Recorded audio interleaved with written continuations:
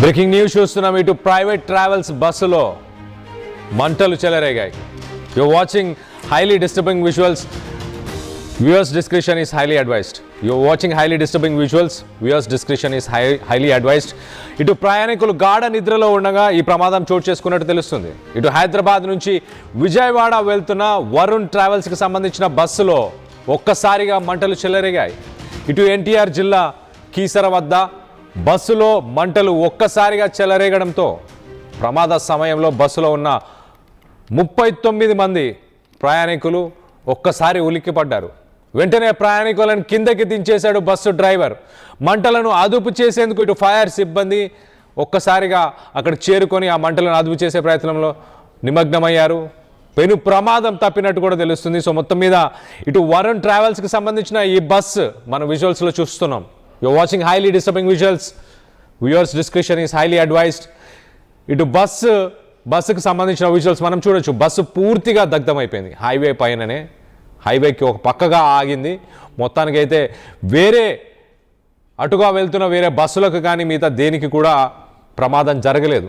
అదృష్టవశాత్తు బస్సులో ఉన్న 39 మంది గాఢ నిద్రలో ఉన్నారు. ప్రమాద సమయంలో ఎవరికి ఏం తెలియలేదు.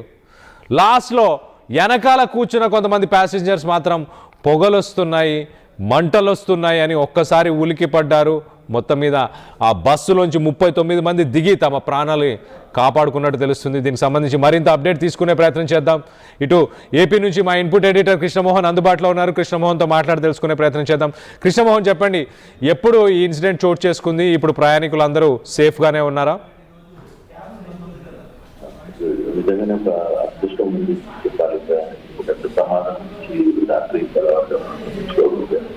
తెల్లవారుజామున 3 గంటల సమయంలో హైదరాబాద్ నుంచి విజయవాడకు వస్తున్న ఇంటర్సిటీ స్మార్ట్ బస్, ఇది వరుణ్ ట్రావెల్స్ కి సంబంధించిన బస్సు. ఈ బస్సు విజయవాడకి హైదరాబాద్కి రాత్రి 11:30కి బయలుదేరింది.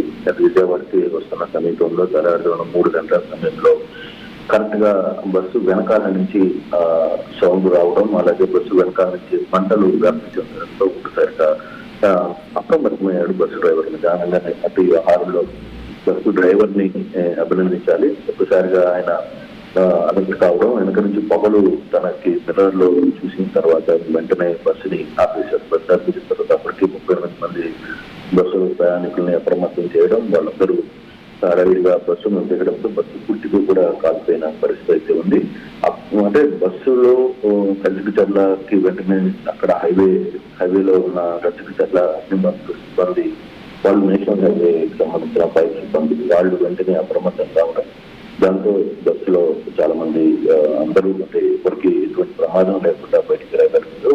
బస్సులో వెనకాల కూర్చున్న వాళ్ళకు కూడా అప్రమత్తం కావడం, మిగతా తోటి ప్రయాణికులందరినీ కూడా అప్రమత్తం చేయడంతో ఒక్కసారిగా అందరూ ప్రతిదీ దిగాల్సిన పరిస్థితి వచ్చింది.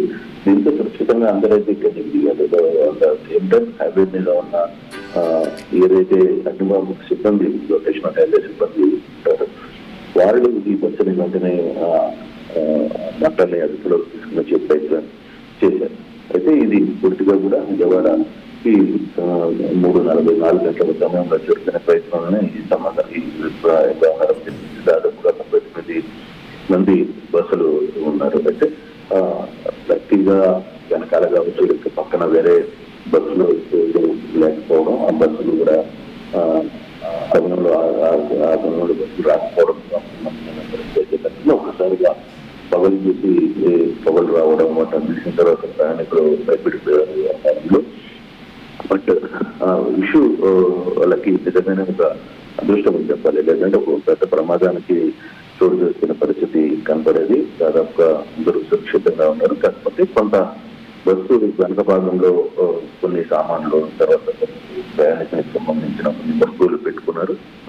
వాళ్ళవి అలాగే ట్రావెల్స్ లో కొంత ఎక్కువగా జరిగే ఇష్యూ ఏంటంటే, వాళ్ళు ఇటీవల కాలంలో ఈ ప్రైవేట్ లగేజ్ ని తీసుకుని వెళ్ళే ప్రయత్నం చేస్తున్నారు. అది కొంత కష్టపడిపోయింది.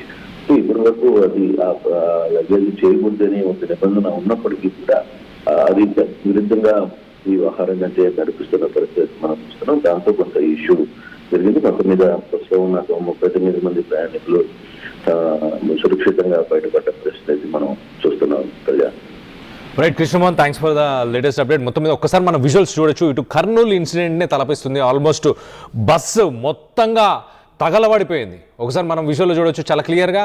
ఇటు బస్సు వెనక భాగంలో ఇంజన్ ఉంటుంది. ఆ మోటార్ దగ్గరే ఇనిషియల్గా దానికి సంబంధించిన కొన్ని సౌండ్స్ వచ్చాయి. సౌండ్స్ వచ్చిన తర్వాత కొంచెం స్మోక్ వచ్చి మొత్తానికైతే బస్సు పూర్తిగా అంటుకుంది. విజువల్లో మనం చూడొచ్చు అసలు ఎంత భయంకరంగా ఉందో.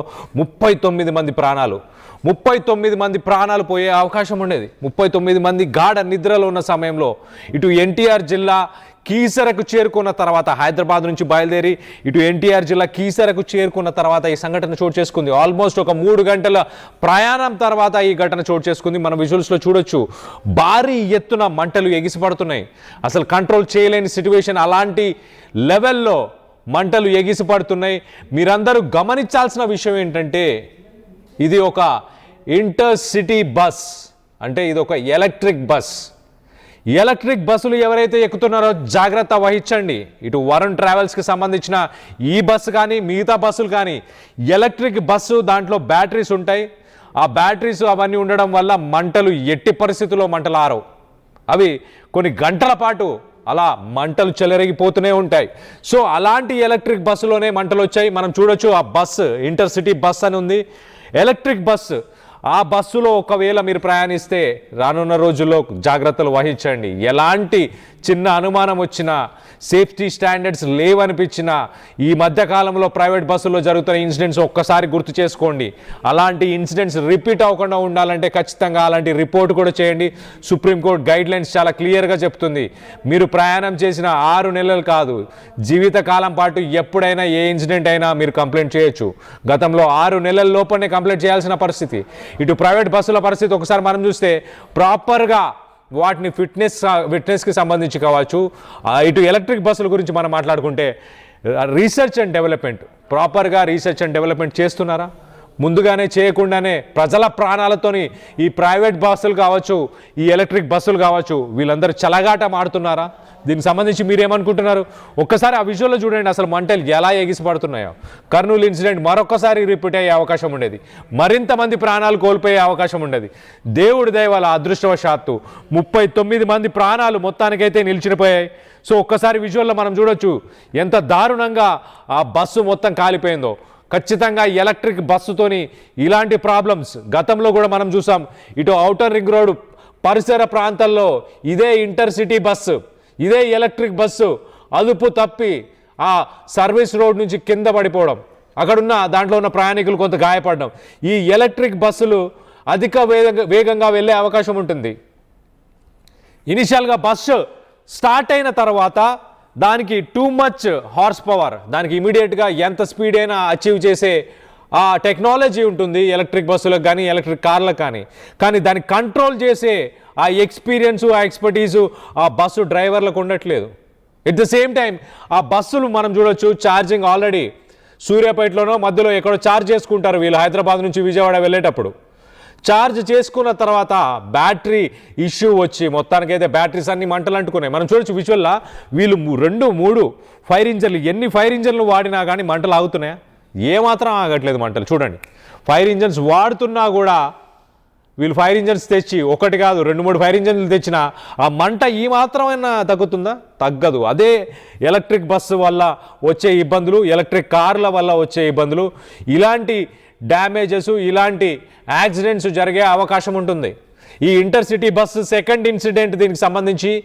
ఈ inter city bus electric bus ఇవన్నీ గతంలో ఒకసారి ఇట్లా ఔటర్ రింగ్ రోడ్ పక్కన సర్వీస్ రోడ్ దగ్గర కూడా ఇలానే ఒకసారి ఇన్సిడెంట్ జరిగింది, అప్పుడు యాక్సిడెంట్ జరిగింది. ఇప్పుడు మాత్రం ఫైర్ యాక్సిడెంట్ జరిగింది.